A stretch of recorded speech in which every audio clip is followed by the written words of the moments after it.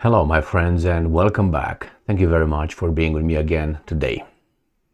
Question for you, my friends. How many times have you read or heard the Commander-in-Chief of the Ukraine Armed Forces, the military, General Zaluzny, speak or, give an interview or even giving an update from the front? I think maybe 5 times I heard him, 6 times in 2 years, or maybe even less. Now that's not normal.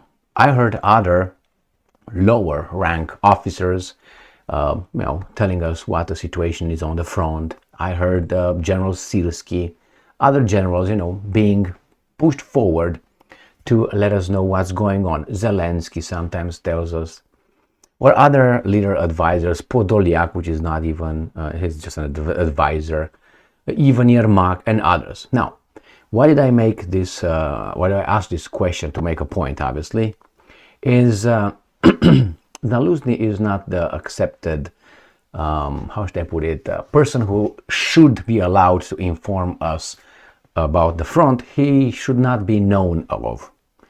And instead, we are having other weasels, and I don't know if this general is a weasel. I don't want to imply that, but being with Zelensky by association, you become a weasel. Also, you can say, well, Zaluzny is also associated with Zelensky, therefore he's a weasel. Yeah, but he's a weasel that Zelensky wants to get rid of. So that tells me that they're either two big weasels, or one is a weasel and the other one, And besides, I never heard Zaluzny saying something stupid or something like a weasel kind of statement. I never heard him. Or Syrskyi. I heard him saying a few things here and there, but not enough to reach the point to be incorporated into the weasel club right here. Okay, so what's going on? We have here an update from the front, but before that we have a very concerning assessment of the front coming from none other than General Syrskyi. General Syrskyi is with Zelensky, is with the National Guard, with intelligence community, with SBU, secret police, security services. These are Zelensky's people. Zaluzny is by himself, that's why he's just isolated. So let me show you two articles where we have Syrskyi telling that the Russians are pushing forward on the entire front. That's concerning for them, obviously. And the other one is a little update from the front. I don't know if I'm going to get to that one, but let's see, at least cover the concerning news coming from Syrskyi that the Russians attack along entire contact line, according to Ukrainska Pravda. So senior Ukrainian officer says situation in country's east is challenging as Russians attack along entire contact line. This is from today, Sunday, December 10th, 2023. This is General Syrskyi, like here. Look at his guy's lip. I don't know if you can see it. He's like, I don't know what's going on over there. Alexander Syrskyi, you gotta learn this name because this guy might be the one who's gonna cut the Zaluzny's feet. Commander of the Ukrainian Ground Forces has described the situation in the country's east as challenging. Now, when they say challenging, that means the situation is very bad. They use challenging or they use dynamic. Well, the war is dynamic, but when things, the shit hits the fan, then when they call it dynamic or whatever, other euphemisms, not to say that we're kind of like bad. Here is Ukraine, obviously, and this is where he's talking about the entire front line, right here, contact line. Situation is dynamic.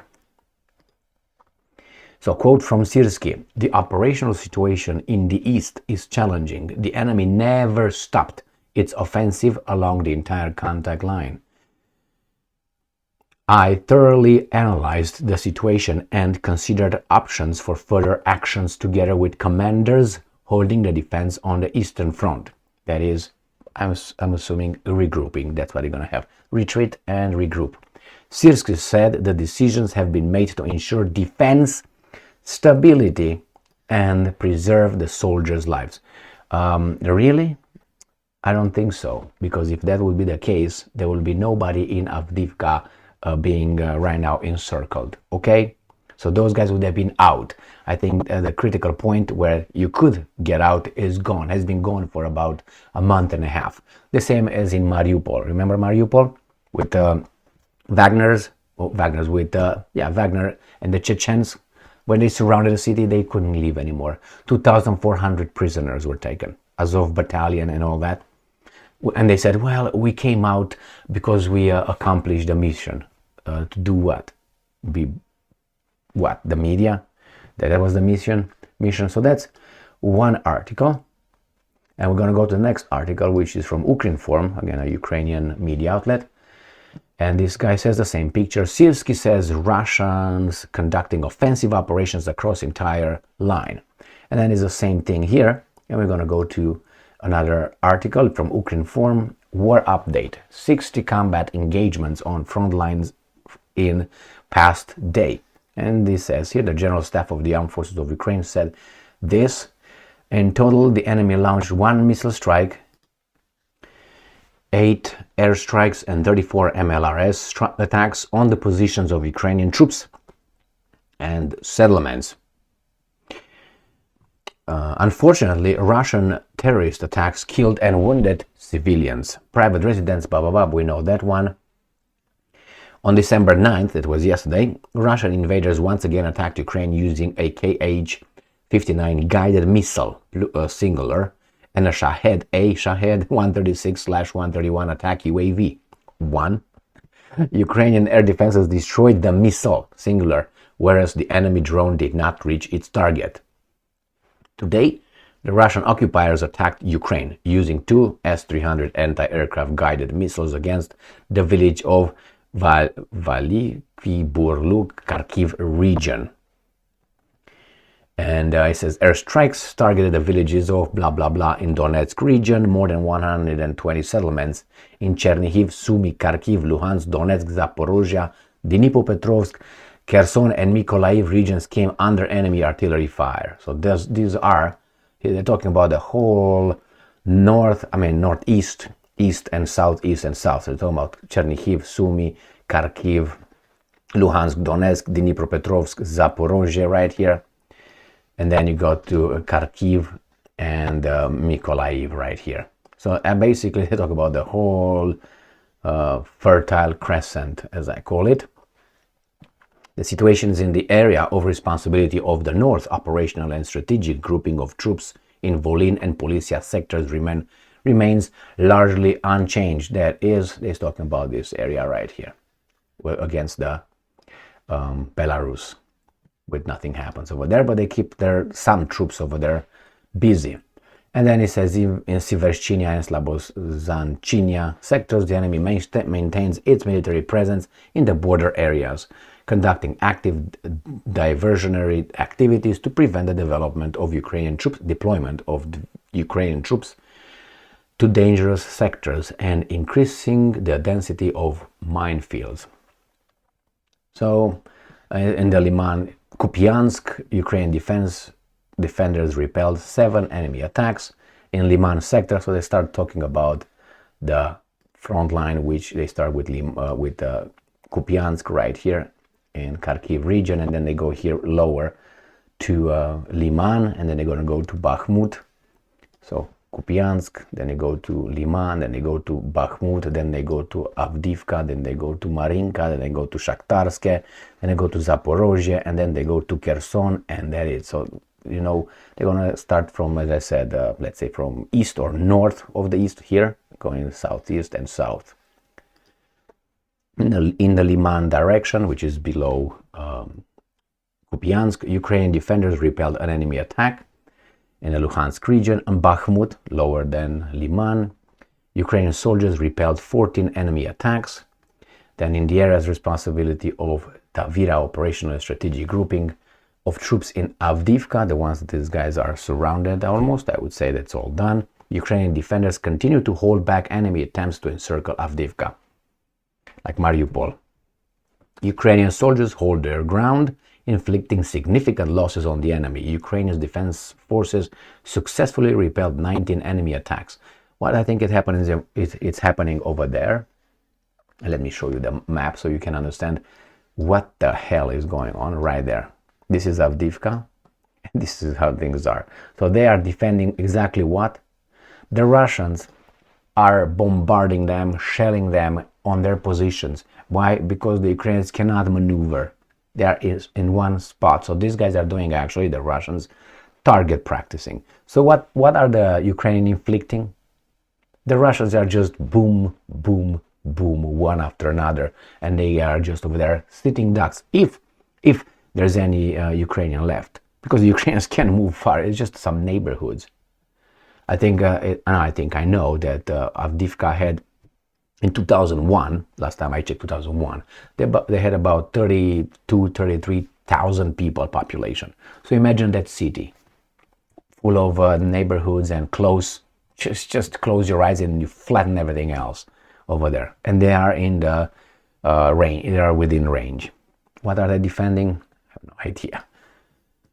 No idea what they defend over there.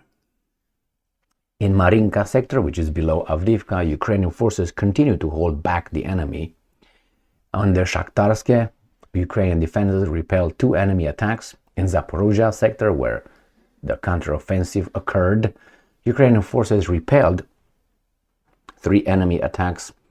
And then you got at the same time in the Melitopol sector, where they supposedly conduct a counteroffensive. Let me show you where Melitopol is right here. So this is Zaporozhye in the big scheme right here. This is the Melitopol. This is where they supposedly having a counteroffensive. So in the Melitopol sector, Ukraine's defense forces continue to actively inflict losses in manpower and equipment on the occupying troops, depleting the enemy along the entire front line. Yeah, okay. And then we go to Odessa and Kherson. Ukrainian forces continue to maintain their positions on the left bank of the Dnieper River, conducting counter-battery fire and striking behind enemy lines. Now, where is that at? The Ukrainians claim they landed across the Dnieper River in this Krinsky, right here. Let's make it like this, right here. They're right here on the left bank, on the eastern part of the Dnieper River. This is where they landed, somewhere here. And they stay over there. They can't bring anything else, and they say they shell behind enemy lines, so they can come and push them back into the Dnieper River. So remember, Syrskyi is the one that is pushed forward to being like the guy who's going to tell us about the situation on the front. Zaluzny, I don't know where he's at a casino or something. That's the first one. The second one, the Russians continue to attack. This is a dynamic situation. It's a dynamic situation in the country's east, where the Russians attack along entire contact line. Can you believe that? So this is an update coming from the Ukrainian front, and with Syrskyi, with the entire contact line being pushed forward by the Russians. And that's about it. Nothing extraordinary with any missiles attacks or major drones attacks against Ukraine. Thank you very much for being with me again today. Stay strong, stay smart, look for the truth, and be just.